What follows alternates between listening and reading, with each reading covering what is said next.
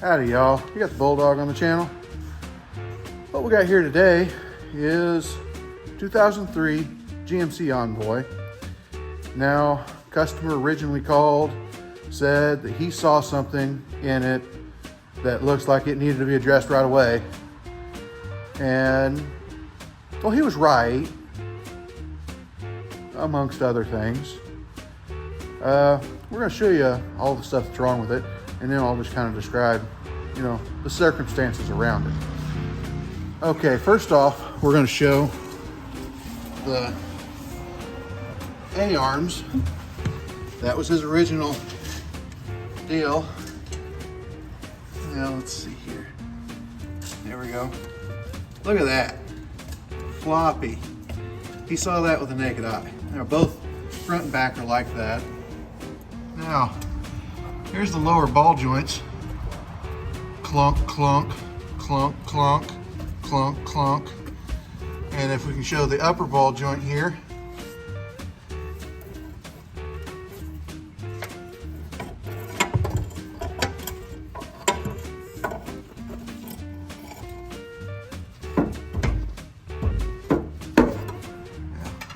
Just go in and out.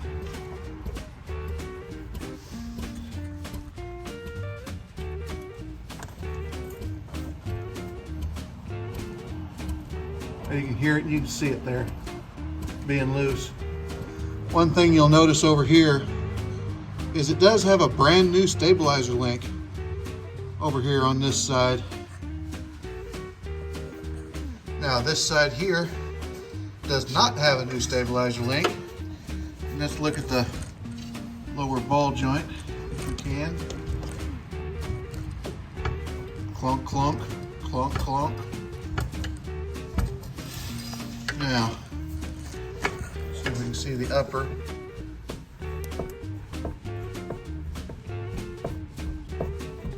Sloppy, sloppy. Now, although I don't see movement in these bushings, what we're going to do is replace this one anyway. It's the same age as the other side. I've run into this before on these Envoys Trailblazers. The bushings get ripped out. And I tried putting bushings in them the first time I did it. It doesn't respond well for that. And then I found out you can get the whole control arm for pretty much the same price. So I do that way. Okay, the reason we're having to do all this work is because this vehicle has to be safety inspected. He's on a time crunch because it's a new car purchase to them. They just bought this from a dealership. When they said the name, I recognized it. They went back to him and said, "Hey, he needs all this work. You said it was good to go." Whoa! I took it to a shop. He named the shop. And they put all the parts new in the front end.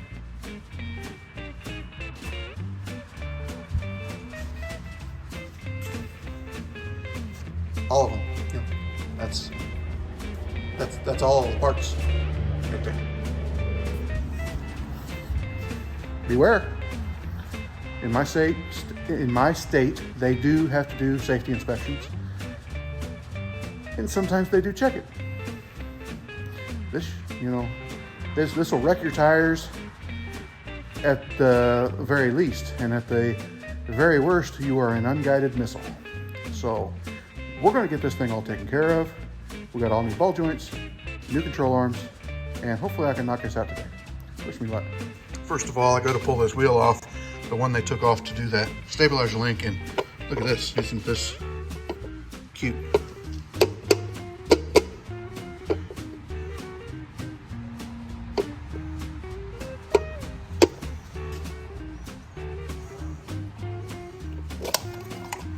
Yeah, that's secure.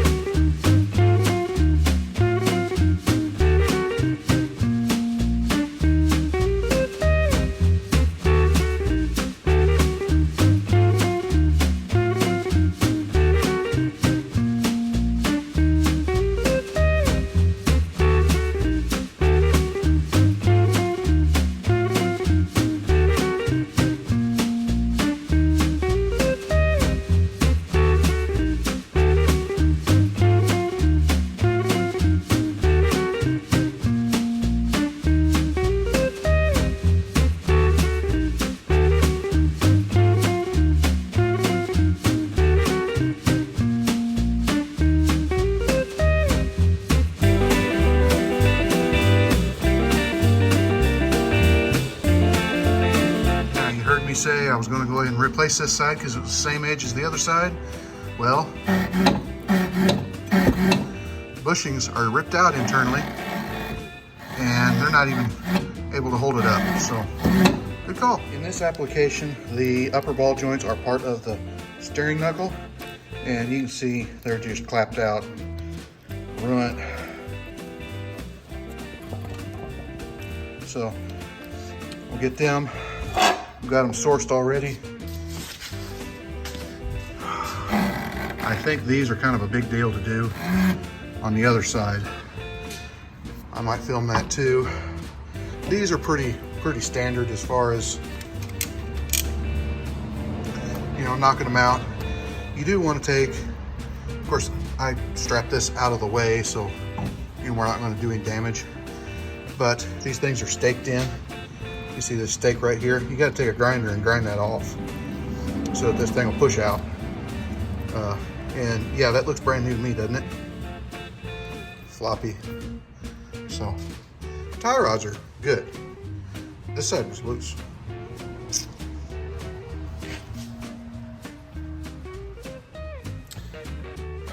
I'll get into changing these control arms and knocking them ball joints out, and we'll start back together.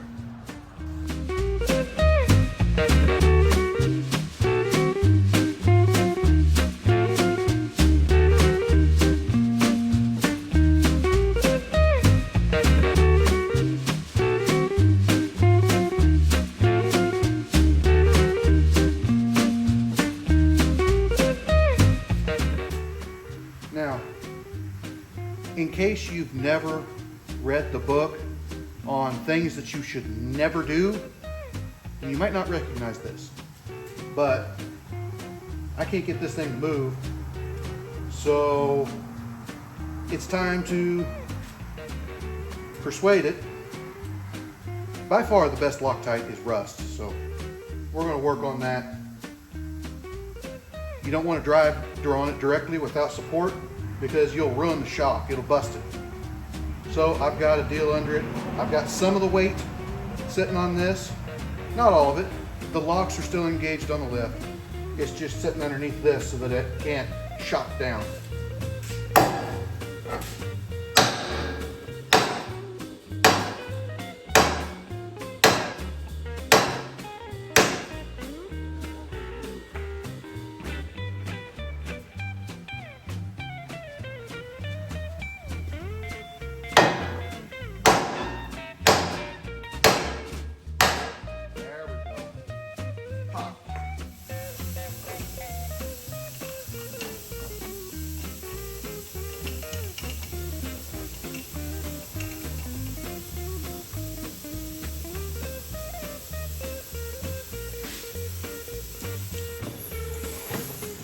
Kind of tricky to get this thing to come out because of how close it is to the edge.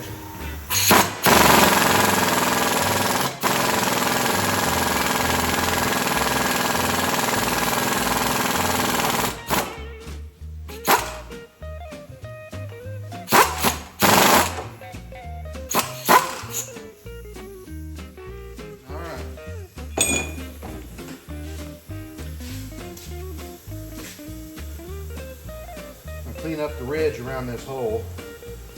I've got a couple places that are bad. Don't get to grinding in this hole or anything because the ball joint has to fit tight in there. I've seen them to where you just set the thing up in there and it falls in. Then you're replacing this control arm, or you're Jenkoing something with knurl or weld or something like that. We're not going to do that, so you just take care of the hole.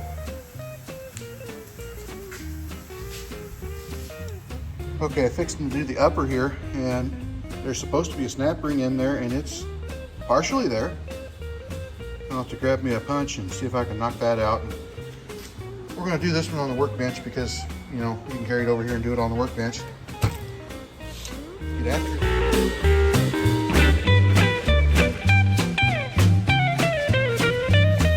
It's not a must, but I always lubricate these a little bit.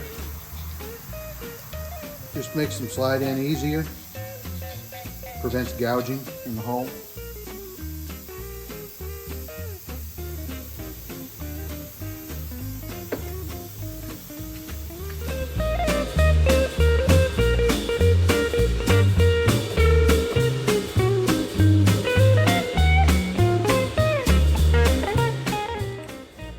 getting ready to put in this lower joint, and it come pre-assembled with the boot clamped down on here.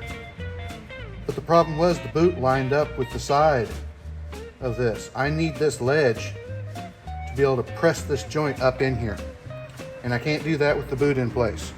So you have to take the boot off to give yourself a good ledge to press it up in there with. Otherwise you'll destroy the boot. It's one of those things that the aftermarket makes it a little bit different than stock. And they don't exactly know why something is the way it is, because they're just told to build it. They're just doing what they're told. Well, yeah, makes an extra step for us, but it's manageable.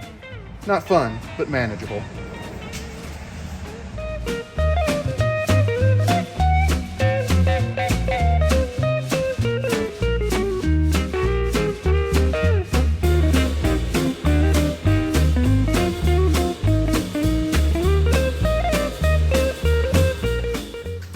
Now these things here have a nut welded on the inside, not like the Ford that has a floating bolt. So these are not adjustable. There's no caster camber on them. Really simple. Just pull the bolts out, put the new ones in. Okay, we got our A-arms on here. And when you torque these things down, lift them up to where ride height would be before you torque them down. That way your rubber bushings aren't under stress whenever you're at ride height. That's what rips most of them out. They get replaced and they'll be hanging down here, and they torque it up and then they twist it up here, and then the rubbers are in a twist all the time. So put it at ride height before you torque it down.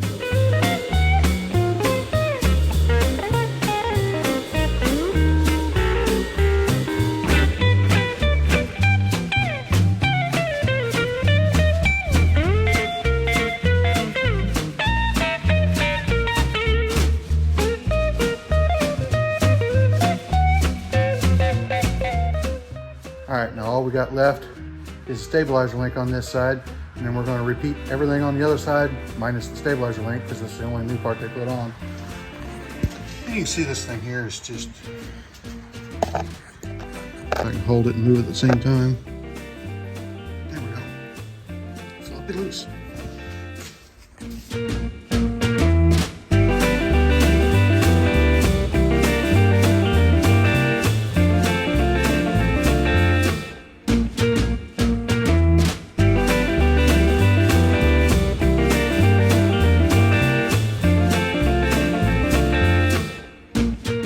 Like I said, everything's the same on this side.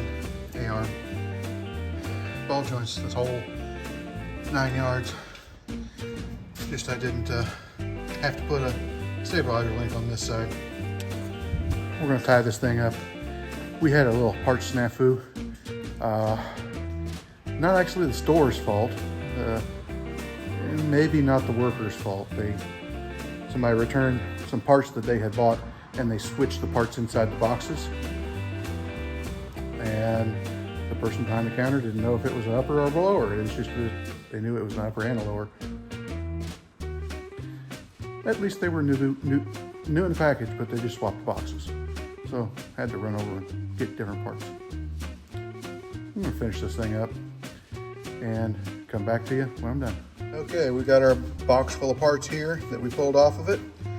And got the A-arm. All these parts can go to the customer, and it's sitting there, gonna be ready to go.